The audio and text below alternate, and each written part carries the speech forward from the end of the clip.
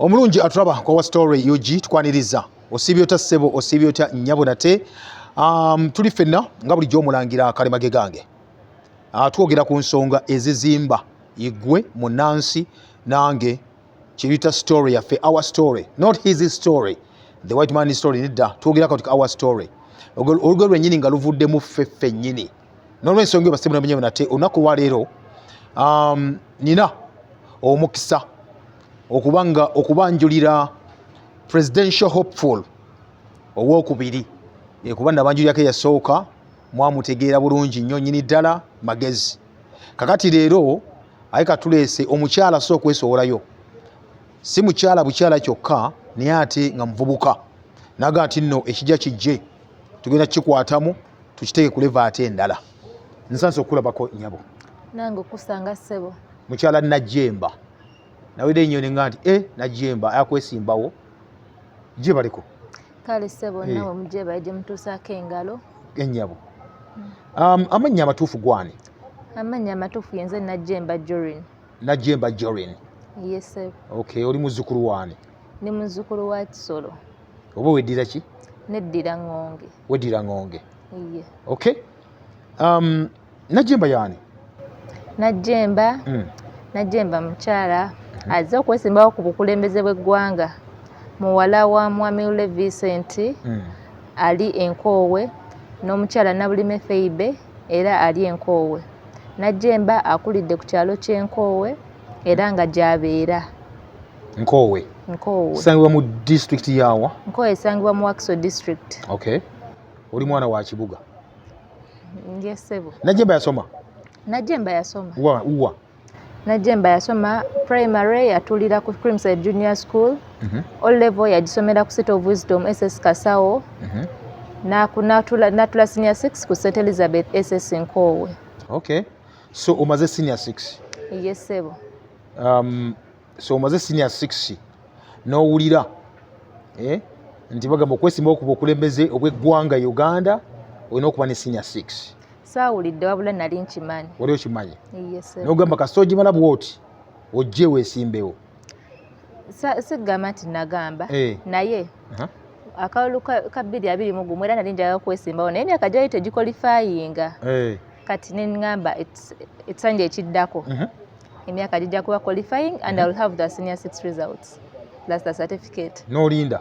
Ne nninda. Obusungu obujjawa? Obusungu mbujjawa mutemulaba nti nkulidde ku kisanja kya muntu omu n'afiira ku kimu. Oyakufiira ku kyani? Oyakufiira ku kikyo? Ate tugenda fiira ku kyange. Obukulembeze tebulina kuba bwa muntu omu, eggwanga lya buli omu. This is a democratic country. So kati obusungu obujjako oli wakwatavaako oba? Sinakuba nti tavaako. Era akoze kyakoze neera mulimu ebitatambudde bulungi. Ebitatambudde bulungi? Awo wetujjira? Awo wetujjira ne ngamba kati omanyi tulina okunyigirizibwa kwe tuyitamu eyo wansi era ng'omuntu wa wansi nti tebaakumanyi tolina gw'okaabira nti ffe tetulina access ku gavumenti ku mukulembeze waffe tetulina ngeri gyetumutwala kwogera complaints zaffe. Kati olw'ekyo ne ngamba kanzijje neesimbewo eggwanga lyaffe libeere nga nti omuntu ne waba muntu wa wansi ng'alina complaint ye ng'asobola ogiyisaawo ng'akkirizibwa okwogera ki ate era nga neeyo complaint econsideringibwa si kuba nti yagoin to complain bikomaawo. Bikomaawo. Wali ng'osoma wali weesimbyeko kifo kyona kyona ekyobukulembeze? Kifo ki? Nasooka kubeera office minister. Mu P? Not in P. That was senior 1. Okay. Then office minister? Yeah. Ng'akola ki? Head of the offices for the administrators. Ng'akola ki oyo? Nati nza managing in case the administrator taliwo gobeera in charge of the offices. Then nembeera liturgy. Liturgy y'abaani? Head of the prayers, akulira prayers z'essomero religion sector. Gwe wali okulira okusaba ebyeddiini? Era mu Catholic schools liturgy y'abaasinga okuba ne post ey'amaanyi. Okay. Lwaki togenze mu busista? Obusista, that's a call from God. Kati wemba sikiina ekitegeeza sayitibwa kubeera musista. Kuba musista. Okay. So ebifo ebyo bibiri bw'obadde ku bukulembeze? Naliko ne mu judicial court. judicial court y'essomero. Ez'essomero nga muyisa misango ki? Gyonna. Nti gundi yagambye ku gundi? Era n'ezo n'ebyo byennyini mba mulina byandolinga cause violence terina kuba mu ssomero. We all have equal rights. Kati in case kigaane nga tukyandolinga ku administrators. Kati nange njagala mbeere administrator w'eggwanga lyaffe. Let me take it to that sector. Oyagala obeere administrator w'eggwanga? Nga nze nkulembedde nga nze ntereeza ebigaanye. Kintegeeza njagala kubeera stepping stone to the change, to the success. Oyina manifesto? Yes sir. Byogenda okukoleba na Uganda? Yes sir. 2026 2030. Yes sir. Byeriwa? Manifesto. Oyagala ngenda gikuyisiza mu bumpimpi? Tewali tabu, mbulirako. Soka manifesto yange eyiminze ku it's focused on peace, unity and equality. Peace, unity and equality. Yes, emirembe tegiriiwo? Mirembe ye. Tegiriiwo emirembe? Of course, because you're not united. Musobola beera musinga teli united ne wabeerawo emirembe. Ndo kyengamba tegiriiwo mu Uganda emirembe. Wa wetali mirembe. Kitundu ky'eggwanga kitalina mirembe. Tetulina mirembe ate omuntu atakola muli baavu temukola tewali mirimu gobeera n'eddembe. So ddembe si mirembe. Because ebyo bintu bibiri. Eddembe n'emirembe bintu bya bibiri. Tosobola kuba na mirembe nga tolina bye weetaaga. Naye osobola okuba n'emirembe. No, osobola kuba nga tewali ntalo. Kati n'ekyo kankikunnyonnyola. Peace teriiwo. Recently wano baka approachinga ki chambers za NUP offices. Is that peace? Yeah, izo kuba peace naye nga si ddembe ly'abuntu nga balindira eddembe ly'obuntu. Emirembe tugira nje tulina ku gundi ku kintu ekinene eggwanga liri litya? Edi Mutwe kennyini eggwanga singa libadde n'emirembe abantu abadde batebabanyigiriza goloza Edi Mutwe baali bamusibira ensonga ki? Yali emusibye eyimiriddewo okuba nti baali balina omukwata bamusibe. Nti yabba akasimu n'okuya 3310. Musango guli mu kooti. Musango guli mu kooti. Naye nga kale Abannayuganda tuleme kwebuzaabuza, tuleme kwefuula nga abatalaba. Bwe ng'olaba gyekiri nti yabba akasimu. Niza kye ngamba obuuza nti baamukwata negamba yakugira ekiri. Nekulaga nti tekiriiyo. Kusala ogenda ojje weesimbewo. So that is emirembe. Ogamba ekyekirala? Unity. Obwegassi. Okwegatta. Tetu united nga Bannayuganda. Okijja ku kyekyo. Ekyokera ddala people isolate themselves according to regions. Eddiini ogenda ziwera? Si kuziwera. But okiteekawo you create unity. Waliwo Intelligence Council of Uganda. Kati leka nkulage bwe bati. Nti wekiba nti abano ba Catholics omanyi waliwo nti ba Catholics twetadde fekka we play only fellow Catholics. That's very wrong. Kati with that wetuba tuba unite nze ng'emirimu giba joininga wamu because government weba esazeewo ne fundinga public facilities. Ezo facilities zigenda kukola employment, zigenda bring about employment. Mu ezo facilities wemba mu employinga religions zonna nga tewaliwo kwa isolatinga. Goloza unity eba tegenda abeerawo abantu bagenda kukwatagana mpola. Despite nti bali mu madini ganjawulo because people have different beliefs. Then when it comes to tribes, omanyi nti this thing it's so much in Uganda nti wano mu country yaffe. Okimanyi nti abantu asobola n'okugaana okuwa omulimu kubanga toli wa tribe ye. Olwasebe ku mulimu? Oba obiwulira buwulizi? Si kubiwulira buwulizi. Ne bagaana okuwa because oli Muganda? Era tebakuwa. Ye. Bakuwa nsonga kiti because oli Muganda? Tebagikugamba. Naye qualifications naye kennyini okimanyi bumanya qualifications zibeerawo. N'ekirala newe kubanga tekiri ku nze. N'okubiwulira we follow up news, we follow up people's lives kuba kati ndi mu ggwanga lyange ate ndyagala. Eyo yonna ebintu mba nina obigoberera. So ogenda kukola otya okujjawo tribalism? Obugikendeeza? Qualification, employing people okuba kuteeka mu positions kirina kuba according to your qualifications. Omuntu yenna ali qualified tetuconsidering amannya. Era once you caught doing that, you have to face the laws. Watya nga baqualifyinze wonna mu gavumenti y'Obaganda? Nga bonna Baganda? Nga basomye. Nga muzzayo abaana mulina plan ez'abaana ne basoma, olina afuna degree nafuna masters PhD. N'omuwa ekifo nga Muganda. Ogaba nga gavumenti yonna Baganda. Tekisoboka. There have to be equal rights and equal opportunities to all. Oba bonna abasoose the early bird ate nga alina qualification. So bwe banabanga Baganda tojja bba mirimu? Sigamye sijja bba wa mirimu.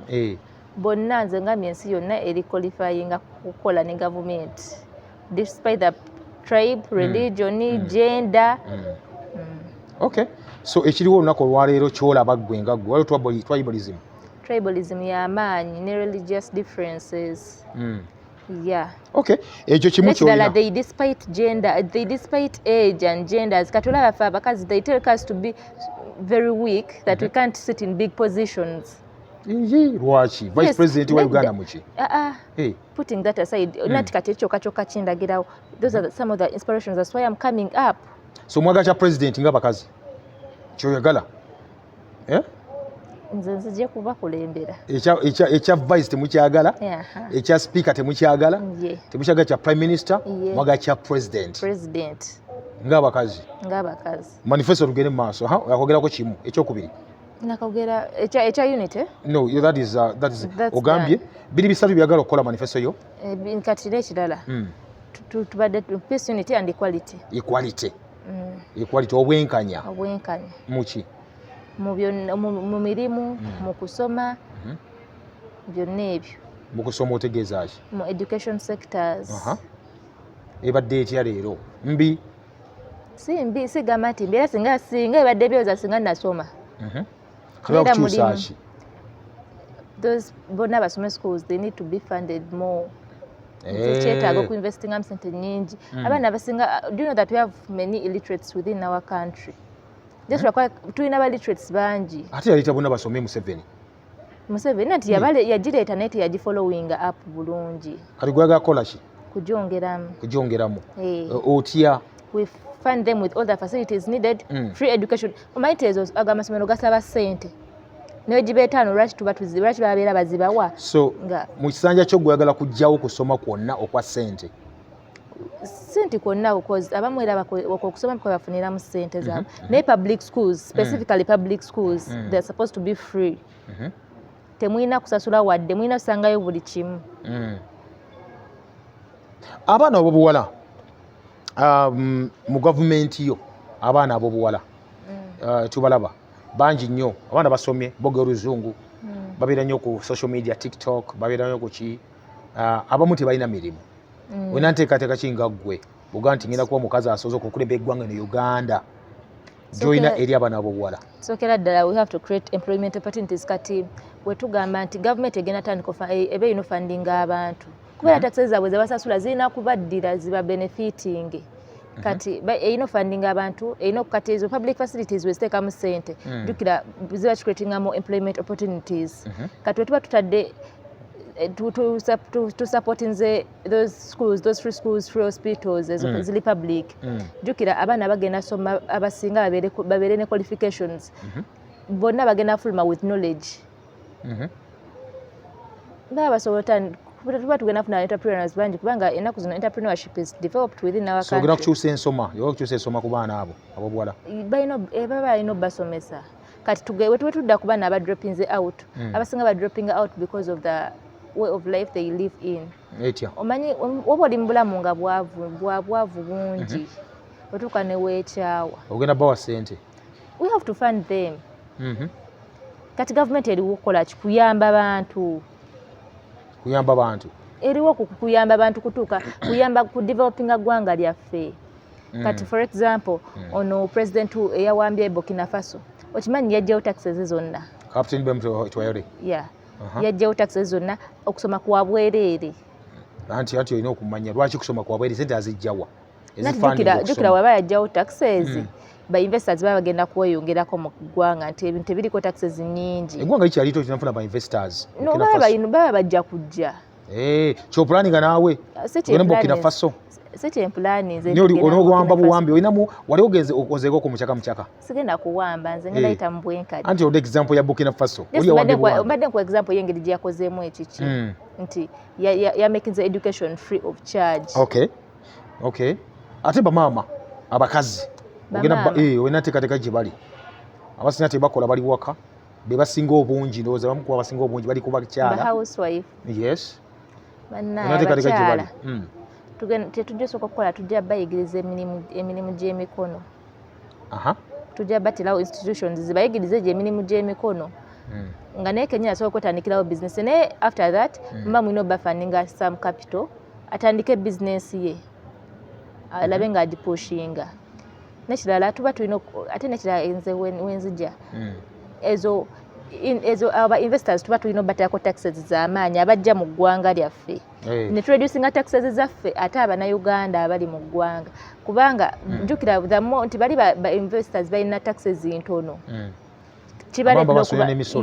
tebasasula kati babeera bagenda ku invest baba bagenda kubeera nga bebasinze okubeera neki ne economic wealth economic what pressure no it's economic like okubenefiting economic benefit from us naye kati gwe tokiraba nti ezo taxes ziba zibaliko nnyingi etegeeza ebintu byabwe bigenda kuba bigwa mu marketing ebyaffe ebikola ki birinnya jjukira taxes zaffe ziba ntono kati demand ebeera ku byaffe ebyabadi bibeera ku low demand due to the high taxes nti byo ne prices babeera agenda kuzirinyisa waggulu ku goods zaabwe naye kati ku goods eziri within the country ku local market let me say our agricultural products our products zonna ze bakola within our country ziba zigenda kubeera ku high demand tukade ziriko taxes nyingi within the country kati bugoloza muna Uganda agenda kati okimanyi nti ebintu byaffe biri ku low demand nti tuddukira ku biri bye baleeta ba investors nsonga kyeriweeyo nati byo ebyabwe tejjukira they exempted from paying taxes tebiriko musolo tebiriko musolo ekitegeeza prices zaabwe ziri lower ku byaffe bya layisi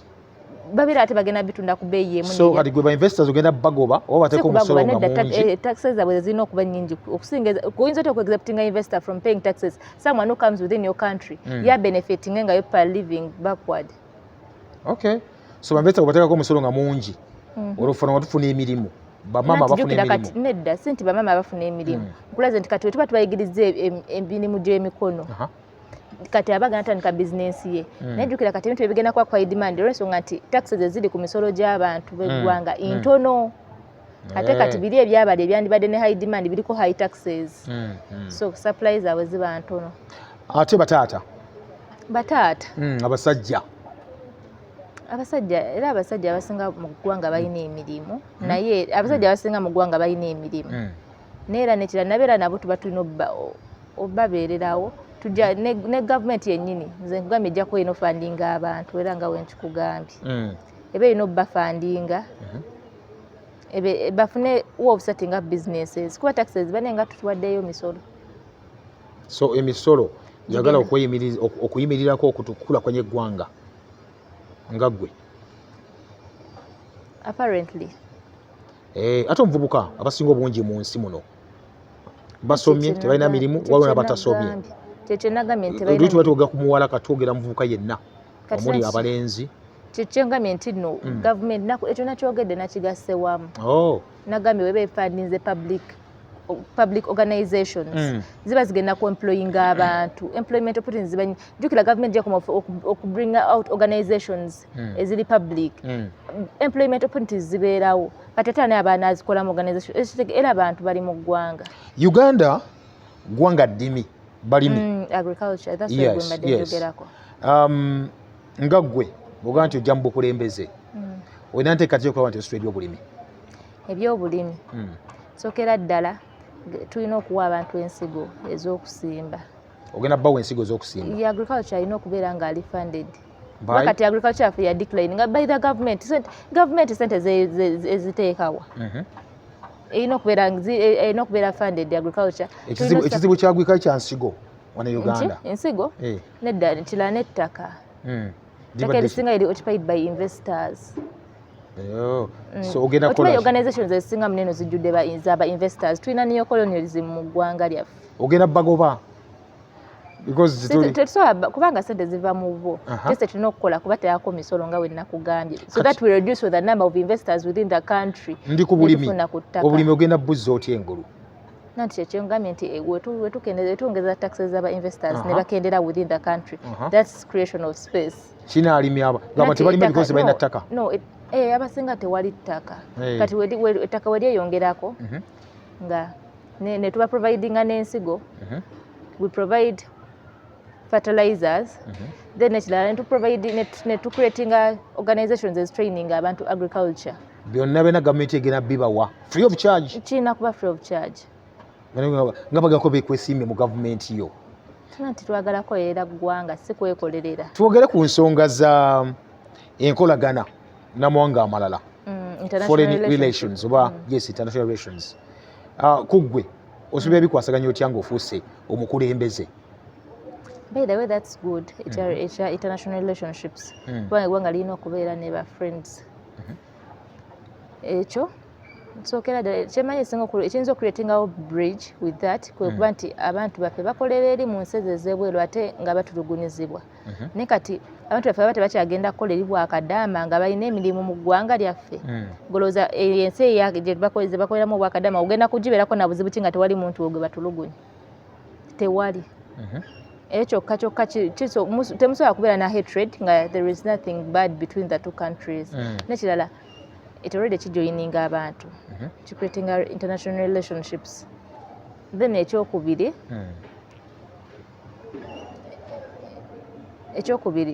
we shall promote tourism and trade. Trade. Not trade. We import, they export. We import and export. We shall do trade. Nga omulabu. Naye wage bataddeko omusolo gw'amaanyi. Tulina oguteekako. Naye tulina okuteekawo obusuubuzi. Nakyo nagambye nti omusolo gw'abali gulina kuba mungi ku gw'omunnansi. Gwe kyogamba mu nsi z'ebweru omusolo gwe bateekako nabo gwe bateeka ku bantu baabwe. Mu kibuga Kampala n'ebibuga ebirala tulinamu abakyala bano abagamba banneekolera jangu bamanyi banneeko obamanyi bagamba bakola ekibatwala okukola eyo baagala ssente. Olinawo enteekateeka yonna ate nabo baga balonzi ate balina obululu kuba bangi. Olina enteekateeka yonna gy'olina egenda okubayamba obasitula mulimu gwabwe. Ekisookera ddala bambi abo banneekolera jange omanyi engeri gye babagobamu ku makubo babafubutula instead of creating space for them to work kubanga era they try their efforts to come and work to protect their families kubanga ezo efforts ze bateekamu zirina okubeera nga ziri supported. Naye kati gavumenti wolabanga abantu balwana okubaako kye bakola mu kifo ky'obanyigiriza ate olina babeererawo n'obayamba kati ng'ekyo n'oba creating la area y'okukoleramu. Kituufu kale kiyinza okuba nga ku nguudo tekiri fine because of accidents nti oluguudo lugenda kubeera congested but still government erina creating a space for them to work from. So bamalaaya bakolerewo space yaabwe? Bamalaaya nedda si bamalaaya abo bo si bawagira banneekolera jange I had referred them to no neeko si street sabako street ngamba banneekolera jange b'okumakubo banneekolera jange bebo ba prostitutes nedda nedda anti bagayi balonzi bagakulonda namwe bali mu ggwanga Uganda anti olina nteekateeka kina ogenda bawera bwezi obagobera mu byalo nedda ekyo kyennyini tekisaana kuba within the country naye muba tufunira ekyokukola nze nga bwe nagambye ntugenda creating employment opportunities kati aba wansonga ki ekimutwala mu bwa prostitution ng'emirimu weegiri lwaki aba agenda ova mu kibiina ki? Olina ekibiina? Independent. Lwaki? Nja kukola ekyange. Nja kukola ekyange. Nje bujja with time. Ng'omaze okuyingira amaze okukulonda ate bannaba kukulonda because ogenda kwesimbawo ngaani independent? Ye. Lwaki toyagala kuyingira kibiina kyonna? Njagala ebiriwo nedda. Nzize ku lwange nze nga bakuzaide ku mulembe gwe NRM. Iye. Ne bakugema ku mulembe gwe NRM. Iye. Ne bakusomesa ku mulembe gwe NRM. Iye. Weeyagala ku mulembe gwe NRM. Neeyagala? Yes. Oze weesimbe ku mulembe gwe NRM. Iye. Ne toyagala giwagira. Neeyagala? Ku mulembe gwe NRM. Ate singa mbadde sirina binyigiriza nandizze. Nekirala. Singa buli kimu kyali kitambula nga bwe kirina okutambula. Singa sizze kwesimbawo. Lwaki mba nzija okuggyawo emirembe egiri mu ggwanga? Nekira kansoke making this point clear. Leadership si ya muntu omu, buno si Bwakabaka. So kikunyiiza just oli kulwawo. Buno si Bwakabaka. Wa kibiina bakiyita NUP, National Unity Platform. Kirimu nakyo bwe kyo kigamba. Gundi oluddeko nnyo bikulemye tuviire. Nekirala abakulu bawummule. Anti ngamba lwaki teweegase ku kibiina ekyo? Toyagala mafuta, toyagala masannyalaze. Asize kufuna masannyalaze. Size kufuna masannyalaze. Waliwo Kyagulanyi omumanyi Robert? Mumanyi. Bobi Wine. Yes. Togagala masannyalaze ge? Size kufuna masannyalaze. Naye agenda kwesimbawo nga president. Nze simuganye. Tomuganye? Nokye ngamba ye naye gwe naye lwaki omutalekera munne kuba muna muli bavubuka kola yayinza okuba avudde mu buvubuka ne kati era muli awo lwaki omutalekedde munne akulekere ani yandekere nze ani akulekera Honorable Kyagulanyi Ssentamu lwaki kuba nze I have a different vision. I'm not focused on political power. I'm focused on changing my country. Ye bibi bya political power. Nze si bwe nkugambye. Ekyo kiri gyali simanyi kiki. No, because tulina okumanya bakkanisa bagenda okwesimbako. Kiki obasinga kiki obakira. Kyembasinga. Yeah. I'm focused on building people. I'm focused on bringing out women. I'm focused on changing lives of the youth. Plus the communities out there that are not developed. Okwesimbawo mu Uganda kuba president betaaga obukadde 20. Obulina? Yes sir. Wabugiyewo gwe atakola okola? Nkola sir. Uwa okola mulimu ki?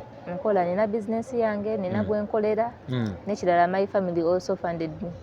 Family yakufundinze n'obukadde 20. Okay.